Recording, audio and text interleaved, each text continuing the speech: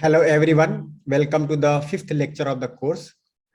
In the previous lecture, we had recapitulated the content that we had shared already in UHV 2, and we took a look at the two realities, human being and the existence.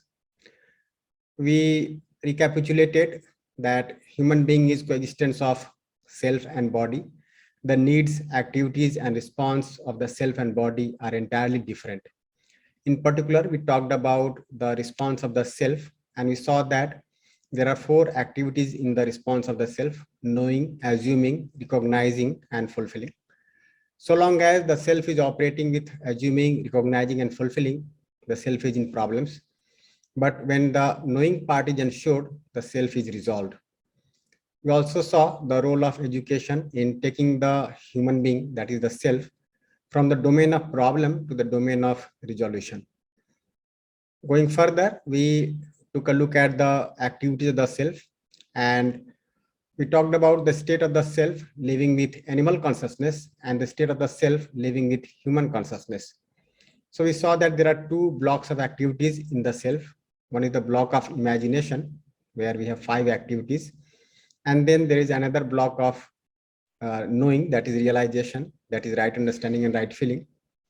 So if the self is active only in the block of imagination and the block of right understanding is not activated, then the self is living with animal consciousness. And there are 3 major sources of the imagination. One is the sensation, the other is preconditioning, and the third is natural acceptance. But when the right understanding and right feeling is ensured in the self, then there is harmony in the self, and there is no longer enslavement of preconditioning and sensation. And the conduct of the self is definite. The conduct of human being is definite. Recapitulated this part, we took a look at harmony in the existence, and we saw that the whole nature is collection of units, and the units are submerged in space, which is all pervading, which is no activity. The self is one part. In the nature, there are 2 kinds of units: material units and consciousness units. All these units are submerged in space, and these units are there in 4 orders: physical order, bio order, animal order, and human order. We also saw that the scope for development is there in only the consciousness unit, that is there, that is the self coexisting with the body, making the human order. And this is what education is for. So having recapitulated this, so having talked about this, we saw that self is essentially the unit in the nature which is going to develop, and the self is central to human existence. Now in this lecture, we'll talk further about how self is central to human existence.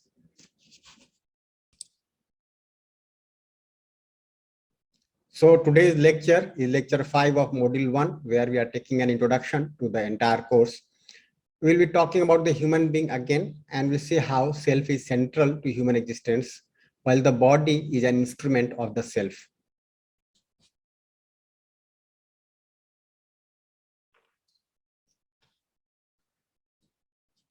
So we had seen already that human being is coexistence of self and body, self being the conscious entity and the body being a material entity. Their activities are different, needs are different, response is different.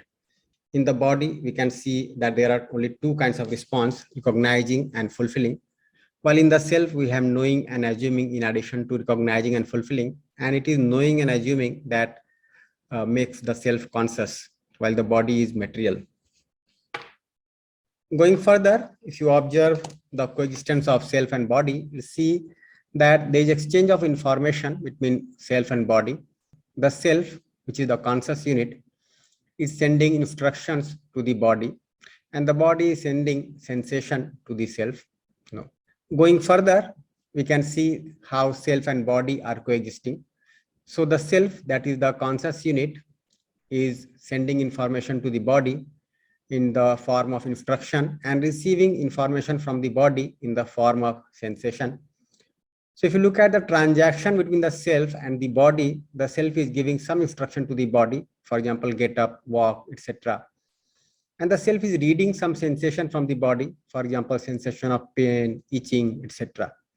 This is something that you can observe, how the self is giving instructions to the body Try to observe it at this moment also, and how you are receiving the sensation from the body. For example, when I'm talking to you and I am annotating this slide, so I am able to read what is written in the slide. This is a sensation coming to me through the body, isn't it?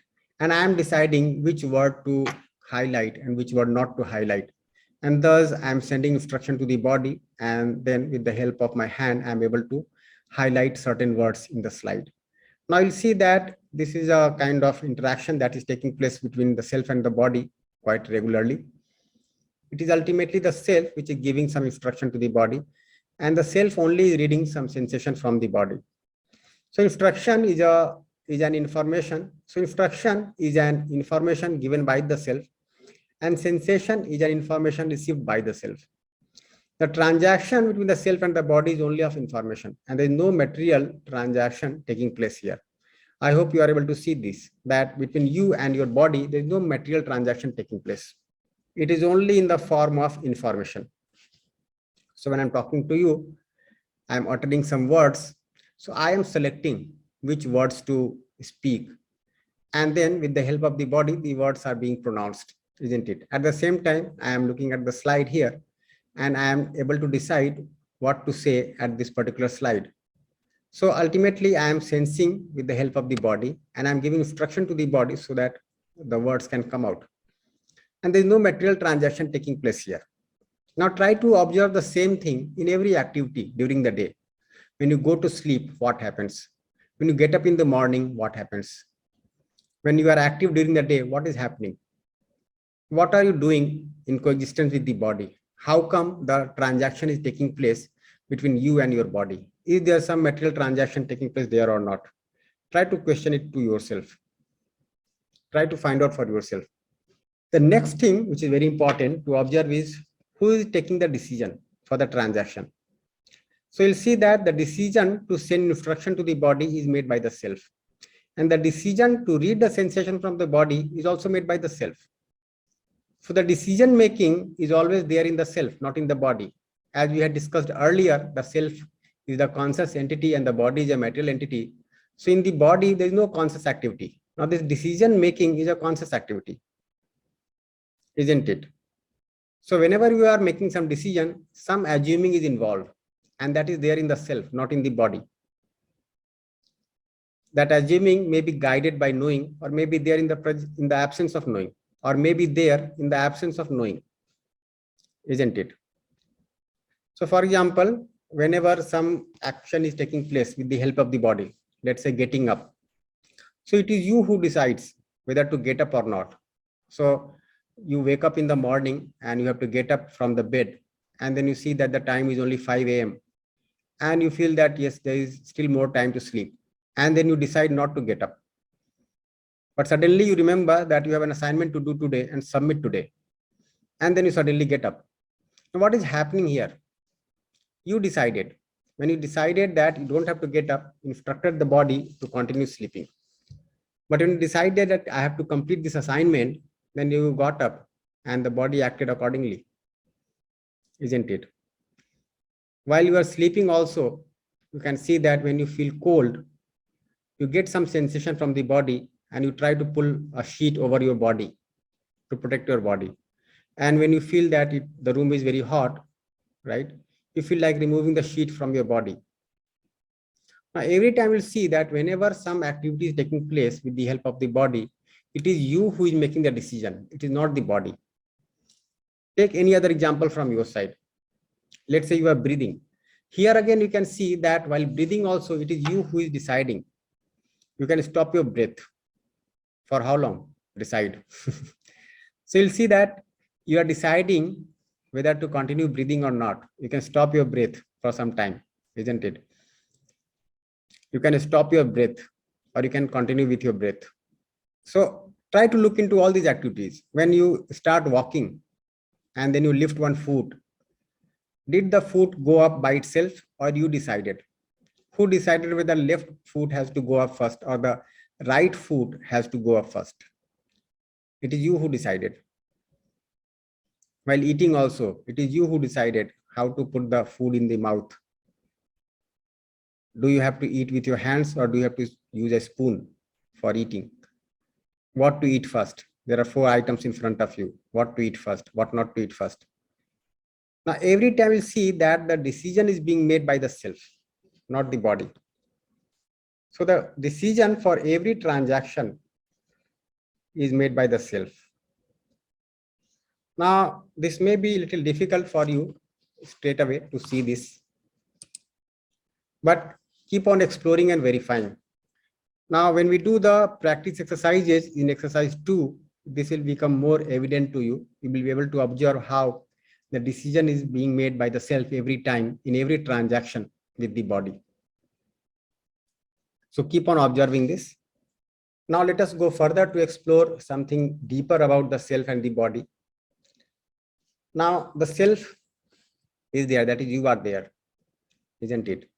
So one thing can be said very clearly that I am there, and my body is there, and I am not my body.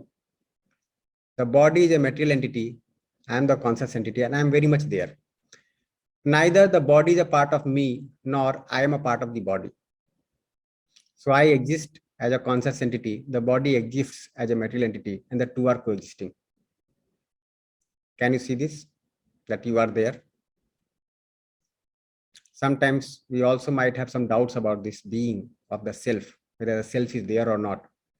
So one thing that is being stated here very clearly is that the self is there and the body is also there. Next thing that you can observe is that it is you who wants to live. It is not the body that wants to live. The desire to live is there in you. There is no desire in the body. There is no want in the body. Body is just a material entity. It just has recognizing and fulfilling as activities. It does not have any kind of assuming. So it is you who wants to live. It's not the body. The desire is there in you. The natural acceptance is there in you. And the body is used as an instrument in the process. So for all these activities that you are doing in coexistence of the body is being used as an instrument. So when I'm talking to you, the body is acting as an instrument. When I'm watching the slide in front, the body is acting as an instrument. Now, in all our activities during the day, we can see that the desire is there in you to accomplish something, to do something, to get something, to be something. And the body is being used as an instrument. It's not that you only want to live, you want to live with continuous happiness. So the want to live with happiness is there in you, and that want is there in continuity. Now, this is something that we had explored in detail also earlier. So no need to recap this particular part. Only thing to see very clearly is that the want to live with continuous happiness is there in the self, not in the body. Now, to fulfill this want to live with continuous happiness, we have to fulfill the needs of the body, isn't it? Because the body is my instrument. So there is need for physical facility for the body. And we'll see that the need for physical facility is there only in 3 heads. 1, for nurturing the body. 2, for protecting the body. And 3, for rightly utilizing the body. So for nurturing the body, we require food, isn't it? For protecting the body, we require clothes, shelter. And for rightly utilizing the body, we require instruments. And you can see that the need for physical facility is only under 3 heads. Either it is for nurturing the body, or it is protecting the body, or rightly utilizing the body. Whatever else that we might assume to be a need may not be a need. Find this out, whether the needs can be classified into these 3 heads for the body, or is there some other head? Is there some other purpose of the physical facility? Try to make it out. Now about the self, you can further observe that to understand and to live in harmony at all levels of my being, from self to the entire existence, is my program of action for continuous happiness. So when I am able to see that my want is basically to live with continuity of happiness, then I have to make the right program for it. And what is the program that emerged in the previous course through our exploration? That there are 4 levels of living for a human being: individual, family, society, nature, and existence. And we need to understand the harmony at all these levels. We need to live in harmony at all these levels, right from self to the entire existence. And then only I can fulfill my need for continuity of happiness. So I have to understand the self, I have to understand the rest of nature, I have to understand space, I have to understand the entire existence and to live accordingly, isn't it? In harmony. Now, fulfilling this entire program, the complete program, you see that whatever we do with the physical facility is a very small part of my program. Now, what we do with the physical facility? So we do production of physical facility. Production means enriching the physical facility, adding to the physical facility. Protection of physical facility, that is preserving it so that the physical facility is there for our use and not getting destroyed. And thirdly, we work for right utilization of the physical facility. Now, when you talk about the physical facility, you can see that there are these three programs to be taken care of. Either we produce the physical facility or protect the physical facility or rightly utilize the physical facility. So let me take an example. Let's say you have 1 quintal of wheat in your house. Now you sow the wheat as seed in the land, and then after some time you get a yield, you get a crop of wheat production. So 1 quintal of wheat may multiply to 100 quintals of wheat. So what you have done, you have enriched the physical facility, that is wheat. You have added to the amount. So that is production of physical facility. Now you bring the wheat to your house and protect it so that it is not rotten in the rain, it is not eaten up by the insects or not destroyed by something else. So you protect the wheat and then you rightly utilize it by consuming it as food.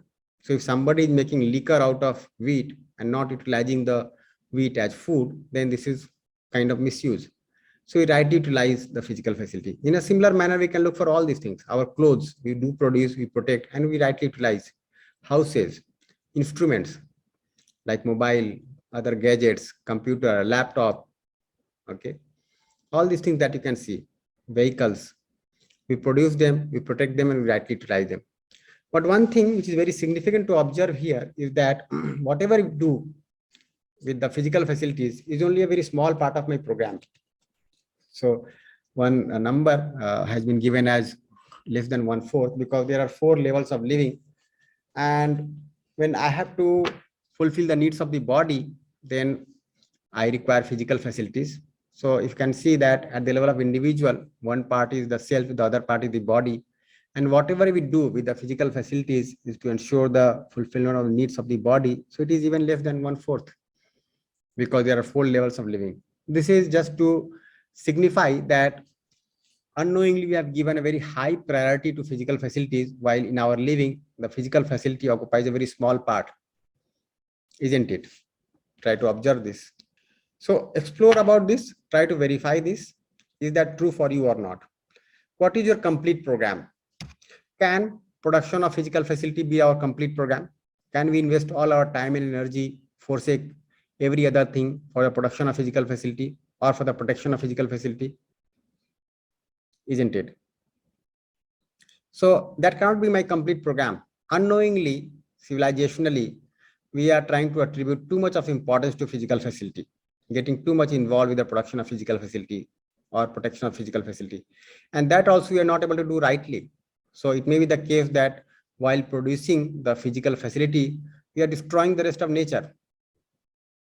So even though we are involving ourselves too much in production of physical facility, but at the same time, we are creating problems in the nature which can destroy our health, isn't it? Which can be impeding to our living in harmony at various levels of our living, isn't it? So observe this. Now, the next thing which is very important is that it is the self which is the seer, doer, and enjoyer, that is experiencer, not the body. So I use the body as an instrument for the fulfillment of my program. And in my entire program, it is me who is the seer. The seer means the one who sees, the one who knows, the one who understands. Doer, one who takes decisions. And enjoyer, experiencer, one who feels happy or unhappy. The body, being a material unit, can neither see nor do nor enjoy. Putting it very rightly. So it is me who is the seer and doer and enjoyer and not the body. The body being a physiochemical entity can only serve as an instrument. Now I will go into detail of all this. Now we'll try to look into all these details, like how I am the seer, how I am the doer, how I am the enjoyer.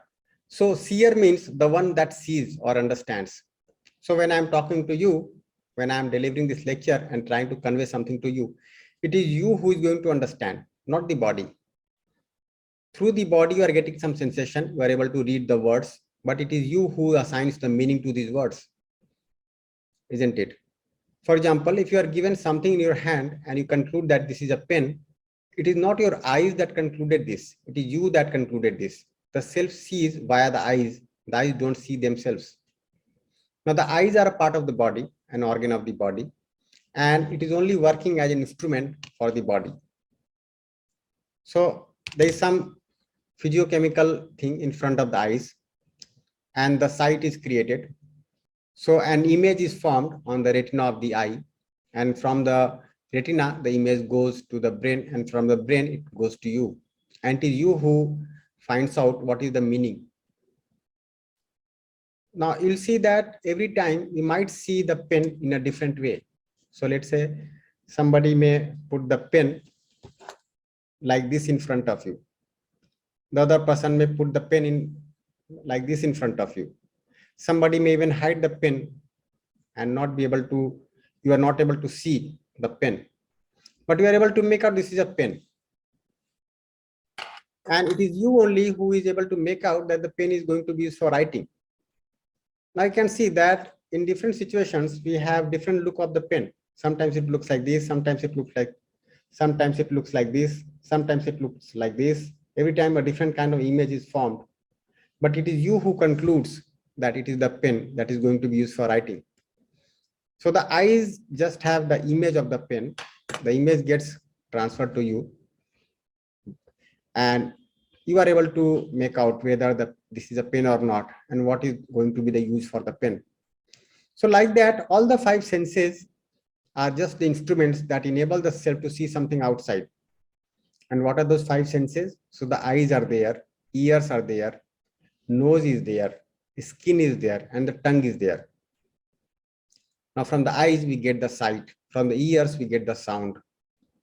From the nose, we get the smell. From the skin, we get the touch. And from the tongue, we get the taste. And what is all this? This is all information that comes from the body to me.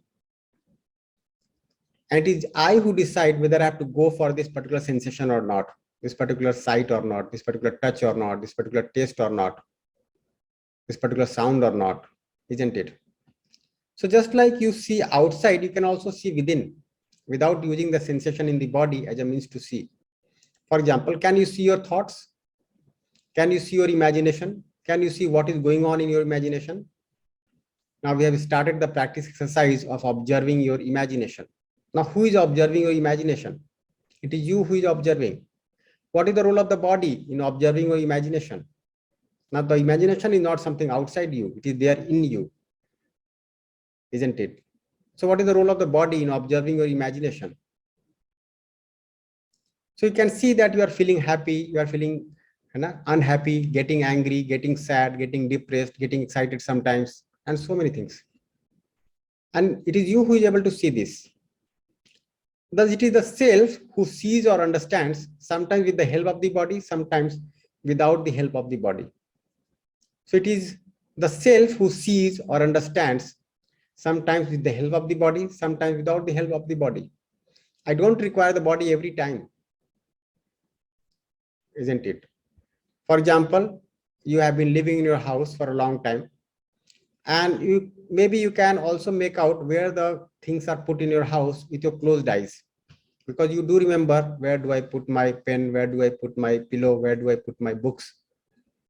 So with your closed eyes also, you are able to make out where the items in the room are kept. In the process of seeing, the body is used as an instrument. And that also I'll say temporarily, not every time. It is you who decides whether to use the body for this particular purpose or not. So the transaction between the self and the body is taking place with your decision. And we'll see another thing, that there may be so many things in front of your eyes, but if you're looking for something, you focus your attention there. There may be so many sounds coming in your room, but if you are playing some music which you are fond of, you pay attention to that music. You ignore the other sounds. Maybe the fan is moving, but you ignore the sound of movement of the fan. Maybe the tube light is flickering, but you ignore the sound of flickering of the tube light. There may be some sound coming from outside your room, but ignore that, and you listen to the music. Now, who decides whether to listen to the music or not? Try to find it out. There will be so many things for you to explore here. Now, when I am saying all this to you, who is understanding, you or your body? Through your body, you are getting the sound, you are getting the sight, but you are able to make out the meaning of what is being said, isn't it? If some word is not clear to you, you may not be able to get the meaning. If the word is clear to you, you are able to get the meaning. As simple as this. And the clarity is there in you, not the body. The understanding is there in you, not the body. That's why it is being said that it is the self who sees or understands. Similarly, you can see that it is the self which is the doer. Doer means the one that does, who takes decision to do. Self is the one who decides. Self decides what to do, what not to do. So you plan something for the day, that today I'll get up at this particular time, go to my college, do this particular assignment, come back home, and in the evening I'll go to the particular market. Now, ultimately, we'll see that it is you who is deciding what to do and what not to do, and the body is only working as an instrument while getting up from the bed, while going to sleep, while going to the market, while attending the classes, isn't it? The body is used to express the decision of the self if required, not every time. For example, self instructs the body to walk and the body walks. Say you are sitting, you put the body in a comfortable position and you just leave it like that. Maybe you have leaned on the wall, you just leave it like that. Now, you are not sending instructions to the body again and again unless you have to change your posture. So it is you who sends information to the body, instruction to the body to change the posture, to walk, to sit, to stand, to talk, isn't it? And that you keep on doing from time to time. Your activities, that is the activities in the imagination, are going on all the time. But the instructions being given to the body are not there all the time. It is as per the need. However, you may see that self may or may not use the body to execute its decision. Another thing that you can see, that the self decides and the self may or may not use the body to execute the decision. So you may be thinking so many things within yourself. So you are lying in your bed and thinking that if today was a holiday, I would have gone to watch a movie. I would have gone to these many places. I would have called so many people. Now, it is you who is only imagining about all this, right? And trying to decide something and leaving something else. But you're not executing the decision every time. So what you think is your decision. So for example, what I think is my decision. I do that thinking within myself, and there is no role of the body in that thinking process. That thinking is going on in me. I do not require the body to execute the thinking. I only require the body when I have to get into action, isn't it? So the body is used as an instrument as and when required. Again, you can explore this. Try to take at least 10 activities that you do in a day, and then try to find out who was the doer. Was it the self or the body? So getting up from the bed, getting ready for the college, attending the classes, taking lunch during break, doing your assignments, coming back home in the evening, taking some rest in the evening, going for a walk in the evening, taking sleep during night. So many activities you are doing during the day, right? And the body is only working as an instrument while you are the doer, you are the decision maker. So this thing you can see. So this thing you can see that the body is being used as an instrument as and when required, as per the need. And it is the self only that decides every time. Try to observe in all your activities so that this is more clear to you. Now going further, we can see how the self is the enjoyer, that is the experiencer. So enjoyer means the one that experiences happiness or unhappiness. Now who feels happy, the self or the body? What do you think? You listen to some music and feel happy about that. Now you'll see that the sound of the music is coming to your ears. From ears, it is coming to you. And you feel whether the music is enjoyable or not. Say if somebody is fond of Western music and somebody is playing classical music, you don't feel happy or you do not feel like enjoying that. But if you are fond of Western music and somebody is playing Western music only, you feel like enjoying that. Now the sound is coming to your body every time, but you are assigning some meaning to that.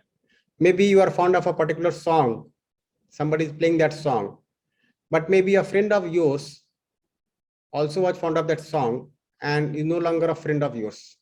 Somehow the relationship has not been able to continue. So the moment you listen to that song, you do not get that same feeling of happiness as you used to get earlier. Now what has happened here? The sound is coming the same way to your ears, reaching you the same way, but you have assigned some meaning to that sound now. That particular sound, that particular music made you remember your friend who is no longer your friend, and then you feel sad about it. You are feeling happy about the music sometime earlier, now you are feeling sad about it. What is happening essentially? It is the self that was enjoying and not the body. In the body, only some physiochemical activity is taking place, isn't it? But your assuming about the music has changed now. So it is the self that enjoys or experiences. Try to verify it about yourself. Try to take some more examples. So you'll see that I am the one that feels enthused or depressed. Now, whether you are feeling enthusiastic about something or feeling depressed about something is going to take place in you, but the impact may be there on the body. If you feel depressed, it will have an impact on the body, on your health, on your digestion, on your breath.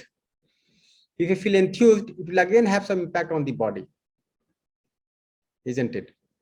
But it's only the impact of what is happening in the self. If you are happy, you will have one kind of impact on the body. If you feel unhappy, you will have another kind of impact on the body. Similarly, you can see that I am the one that feels angry and delighted. Similarly, you can see that it is the self that feels angry or delighted, not the body. Who lost temper, you or your body? When you lost your temper, you shouted on the other. Now the body was used as an instrument. In the same situation, you might not have lost your temper and your conduct would have been different. Is that true? Somebody said hello to you in the morning and you felt very glad about it. You also said hello. But you suddenly remember that the previous day you had said hello to this particular person and he or she had not responded. And then your response has changed now. You feel that I should not be saying hello now because the other person had ignored me yesterday. Does this happen? So you'll see ultimately it is the self that enjoys your experiences. The body only works as an instrument. That's why it is being said that the self is the enjoyer, the experiencer, and not the body. The body is merely an instrument.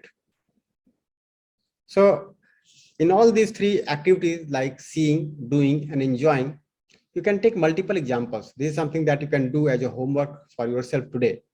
Try to take examples of at least 10 to 20 activities during the day and try to make out how the self was the seer, how the self was the doer, how the self was the enjoyer, and the body acted merely as an instrument.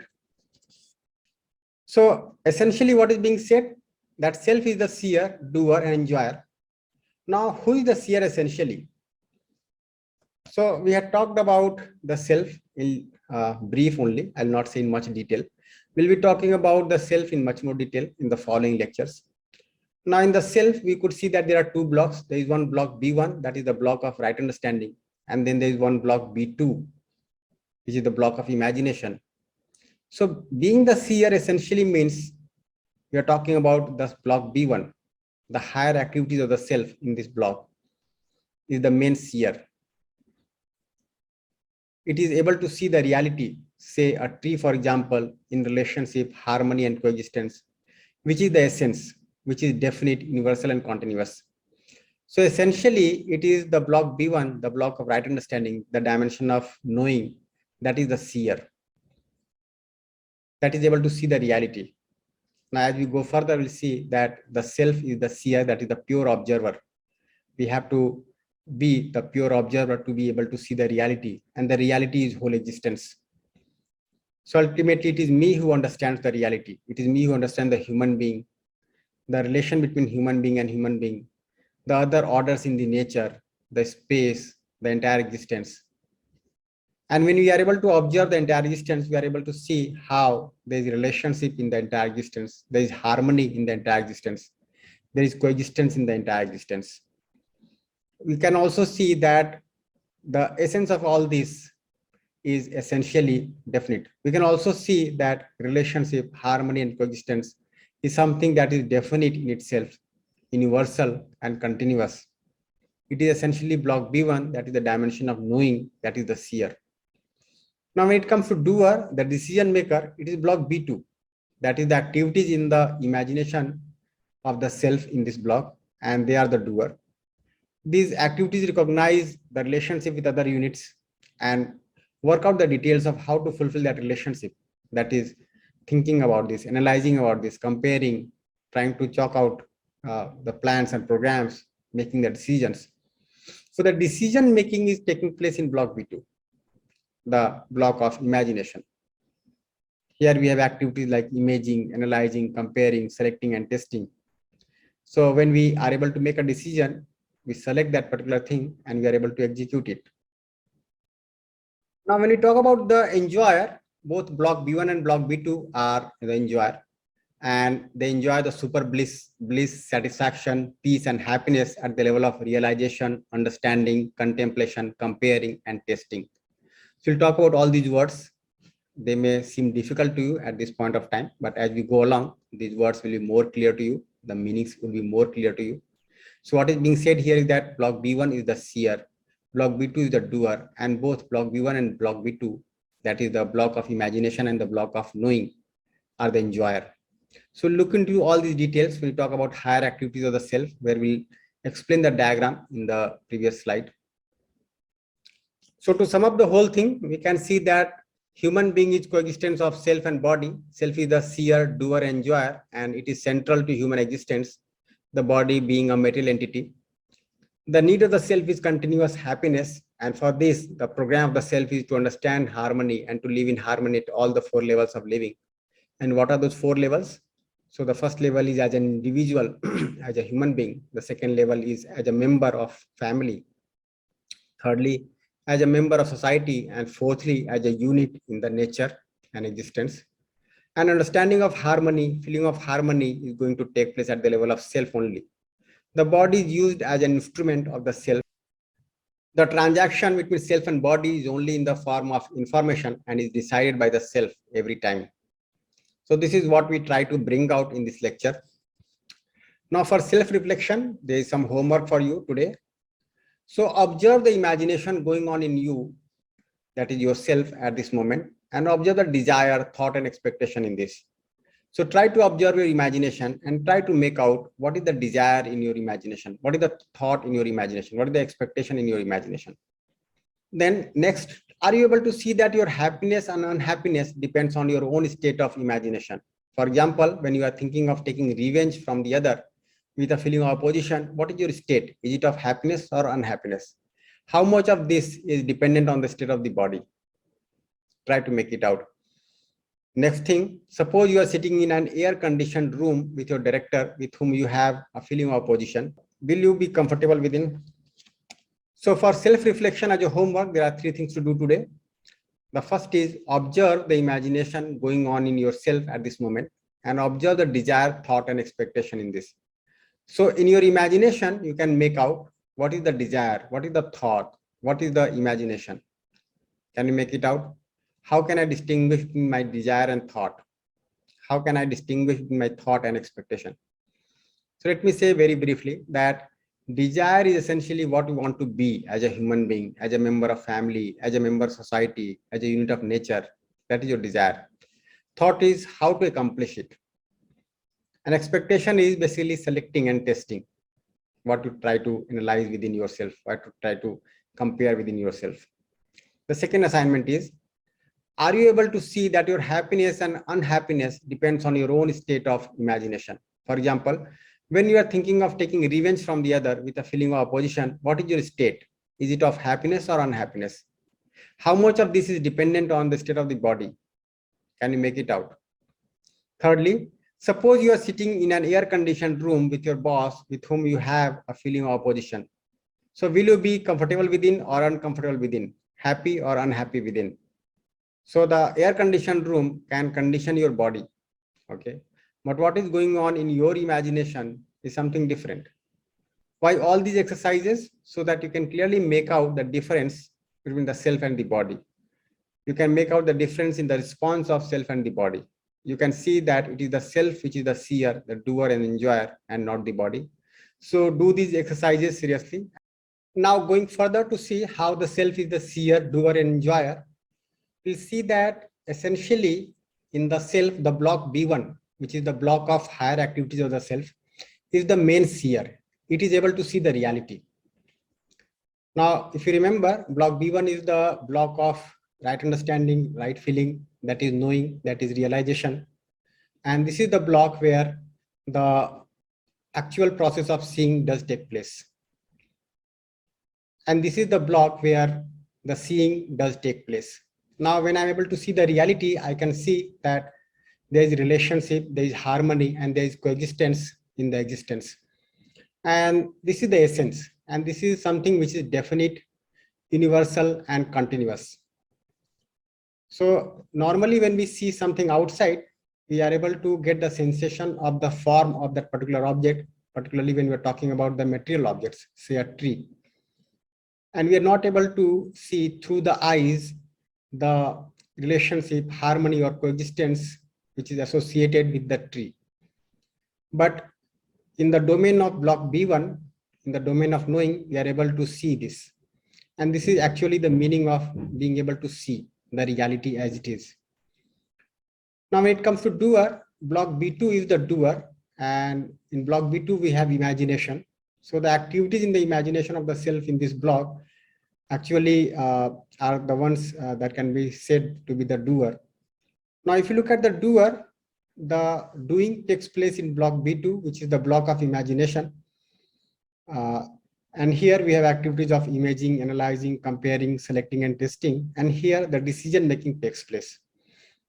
So in block B1, understanding, knowing takes place. And in block B2, decision making takes place. So based on the understanding of relationship, harmony, and coexistence, I recognize the relationship with other units and then work out the details of how to fulfill this relationship. So here is the block where we plan, where we analyze, where we detail upon, where we perceive. So this is the block where the thinking takes place, the analyzing and comparing takes place, the selecting and testing takes place. Now, if you look at the doer, block B2 is the doer. That is the block of imagination. And here we have the activities of imagination, which is made up of imaging, analyzing, comparing, selecting, and testing. And here actually the decision making takes place. So in this block, I recognize the relationship with other units and work out the details of how to fulfill this relationship. So this detailing of relationship, this working out how to fulfill the relationships takes place in block B2. And this is where we analyze, where we compare, where we think. So this is the block of doing. Now, if you look at the enjoyer, both block B1 and block B2 are the enjoyer. Now, in block B1, I enjoy super bliss and satisfaction. And in block B2, I enjoy peace and happiness. So now this takes place at the level of realization, understanding, contemplation, comparing, and testing. So these words might seem difficult to you at this point of time, but as we go along, these words will become easier for you to understand, and we'll see how these activities are there in the self. So we'll look into the details of it when we talk about higher activities of the self, where we'll explain the diagram in the next few slides. So in the next few slides, we'll just have a glimpse on the activities of the self. We'll not be detailing upon all the activities. So when we discuss the higher level activities of the self, this will become more clear. Here you can see block B1 is the block in purple, where we have activities of realization, authentication, understanding, determination, and contemplation written. And here the seeing takes place. Now, if you look at block B2, that is there in the yellow color, we have activities of imaging, analyzing, comparing, selecting, and testing. And here the decision making takes place. So this block B2 is the doer. And when it comes to being the enjoyer, so the enjoying is there in block B1 as well as block B2.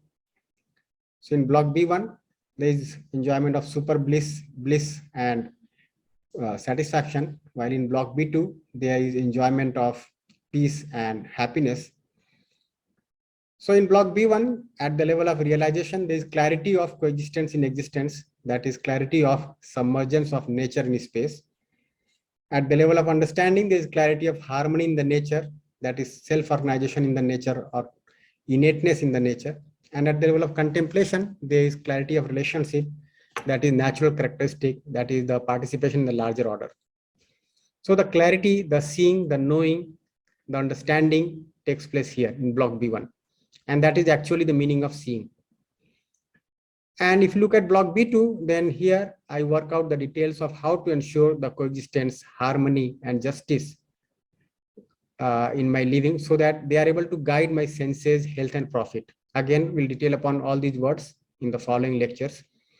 And at the level of selecting and testing, there is activity of giving instructions for fulfillment outside accordingly. Now, whatever takes place in the self gets instructed to the body, and then at the level of body, there is behavior with the human being, work with the rest of nature, and participation in the larger order. Now, little more detail here, but we'll not go into all those details. So we can see that at one end, there is realization within of the coexistence. And then this guides the lower activities, and there is activity completeness in the self.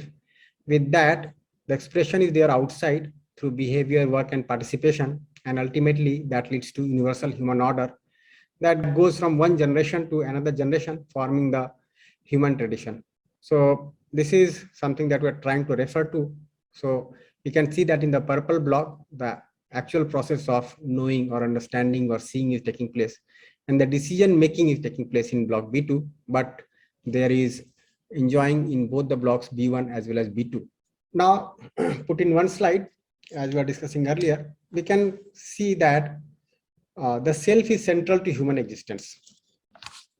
So with all these details, we can make out how the self is central to human existence. And we can see how the body is an instrument of the self. So since I am the seer, I am the doer, I am the enjoyer, and the body is just a material entity acting as an instrument for me. So I am central to human existence. I am central to my existence. Essentially, if you see, the purpose of the body is to help develop the self, to help seeing in the self, to help doing on the basis of seeing in the self, and to help enjoying happiness in continuity in the self. That's how it is being said that the self is central to human existence. So to sum up the lecture today, the key takeaway from the lecture is that it is the self which is central to human existence, and it is the self which is the seer, doer, and enjoyer, not the body. The body is merely a physiochemical entity that is working as an instrument for the self. Thank you all.